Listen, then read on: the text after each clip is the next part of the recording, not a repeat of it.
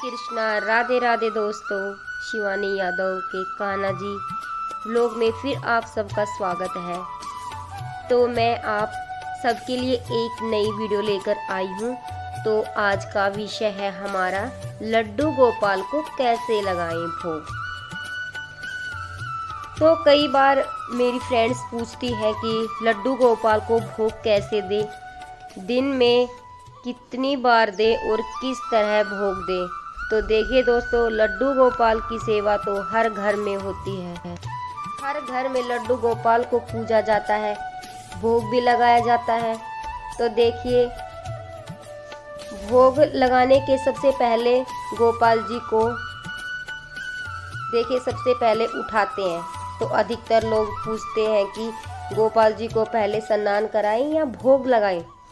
तो मैं तो ये सबसे पहले कहूँगी कि गोपाल जी को स्नान बाद में कराएं, क्योंकि ये हमारे प्यारे हैं, इनको उठते ही भूख लगती है। तो सबसे पहले उठाकर गोपाल जी को दूध का भोग अवश्य लगाएं, फिर उसके बाद स्नान कराएं गोपाल जी को, फिर आगे का भोग दें। और फिर प्रश्न उठता है कि गोपाल जी को दिन में कितनी बार भोग लगाएं। देखो, जो गोपाल जी की सेवा होती है भाव और प्रेम की, यानी इसमें नियम नहीं है, लेकिन भाव जरूरी है।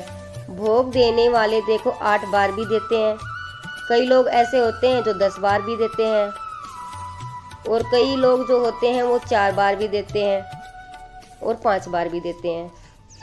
और कई लोग जो ऑफिस वगैरह जाते हैं वो 3 बार ही दे पाते हैं। तो कहने का मतलब यह है कि भोग जब आप गोपाल जी को देते हैं तो उसके भाव से दें, उनको भाव से ही देंगे तभी तो वो करेंगे ना।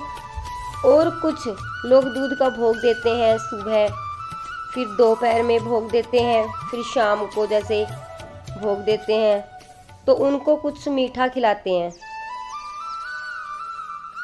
और फिर रात्रि को भोजन देते हैं। और जब ठाकुर जी को शयन कराते हैं तो ठाकुर जी को दूध का भोग भी देते हैं। लेकिन एक बात का आपको विशेष ध्यान रखना है कि जब भी लड्डू गोपाल को भोग दें उसमें तुलसी दल अवश्य डालें। बिना तुलसी के हमारे गोपाल जी भोग ग्रहण नहीं करते हैं। यदि आपके पास किसी कारण तुलसी का पत्ता नहीं है, ना गमला हो तुलसी का, तो पत्ता हमें ले नहीं पाएंगे। तो एक तुलसी की माला जरूर लें और उसको गोपाल जी के पास रख दें। तो इससे ये होगा कि गोपाल जी के पास जो भोग होगा वह शुद्ध होगा। तो इस बात का आपको विशेष ध्यान देना है। और देखिए, भोग लगाने के 2 तरीके हैं। पहला तरीका होता है ठाकुर जी को दृष्टि भोग। दृष्टि भोग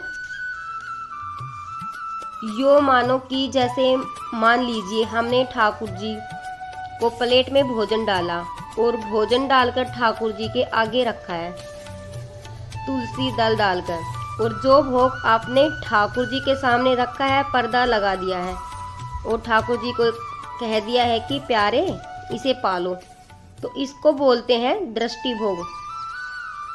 और घंटी बजाते हैं और भोग को उठा लेते हैं। और दूसरा होता है अपने हाथ से खिलाना। भोग को ठाकुर जी के सामने लेके जाते हैं। अब हम उनको बालक मानते हैं, देखो ठीक है, उसे भोग को अपने हाथों से तोड़कर, जैसे रोटी को तोड़कर एक कोर खिला दी, सब्जी से लगाकर अच्छे से मुंह में डालते हैं, उस कोर को नीचे रखते हैं, फिर दूसरा कोर तोड़कर फिर खिलाते हैं। और यदि आप हाथ से खाना खिलाते हो तो इस बात का विशेष ध्यान रखें कि हमें 5 कोर ठाकुर जी को खिलानी है। और भोग लगाने के बाद जल अवश्य पिलाएं। और जब भोग लगाएं तो भोग को थोड़ी देर ठाकुर जी के पास ही रख दें, कम से कम 10 या 15 मिनट तक रखा रखें, जिससे हमारे गोपाल जी बड़े चाव से पालेंगे भोग को। और जब 15 मिनट बाद भोग को उठाने ताली बजाकर पर्दा हटाए और फिर भोग ले जाकर पूरे परिवार में बांट दे, या फिर जो खाना हमने बनाया है उसमें मिला दे, तो वह प्रसाद बन जाता है।